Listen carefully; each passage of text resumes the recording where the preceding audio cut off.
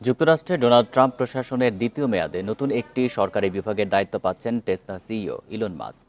Department of Government efficiency বিভাগের দায়িত্বে মাস্কের সঙ্গে থাকবেন সাবেক রিপাবলিকান প্রেসিডেন্ট প্রার্থী বিবেক রামাস্বামী।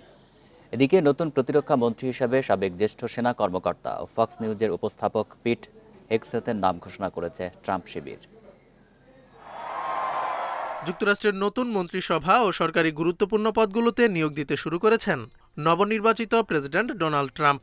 এরই মধ্যে মার্কিন জাতীয় নিরাপত্তা উপদেষ্টা, হোয়াইট হাউসের চিফ অব স্টাফ ও পররাষ্ট্রমন্ত্রী সহ কয়েকটি পদে নিয়োগের ঘোষণা দিয়েছেন তিনি। এবার নিয়োগ পেলেন টেসলা সিইও এবং ট্রাম্পের নির্বাচনী প্রচারণার অন্যতম দাতা Elon Musk. Department of Government Efficiency নামে নতুন একটি সরকারি বিভাগের দায়িত্ব দেওয়া হয়েছে বিশ্বের শীর্ষ এই ধনকুবেরকে। এই দায়িত্ব পরিচালনায় মাস্কের সঙ্গে থাকবেন সাবেক রিপাবলিকান প্রেসিডেন্ট প্রার্থী বিবেক রামাস্বামী।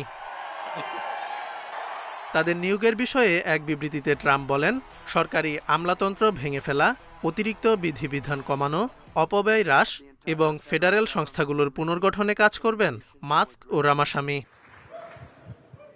ট্রাম্পের নির্বাচনী প্রচারণায় সর্বোচ্চ $20 কোটি খরচ করেছেন ইলন মাস্ক। এছাড়া বিভিন্ন প্রচার অনুষ্ঠানেও যোগ দিয়েছেন তিনি। ট্রাম্প প্রশাসনের অংশ হতে পেরে মাস্ক জানান, তার নেতৃত্বে নতুন বিভাগটি যুক্তরাষ্ট্রকে বহুদূর এগিয়ে নিয়ে যাবে। এছাড়া প্রতিক্রিয়ায় রামাস্বামী বলেন, তুমুল গতিতে এগিয়ে যাবে ট্রাম্প প্রশাসন।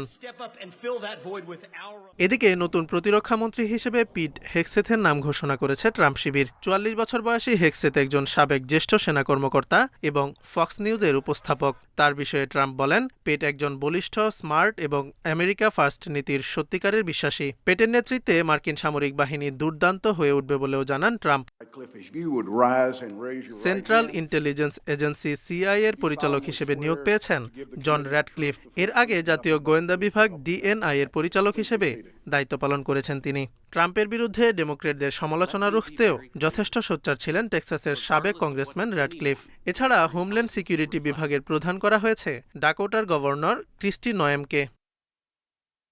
Zobayer Hussain, Independent news.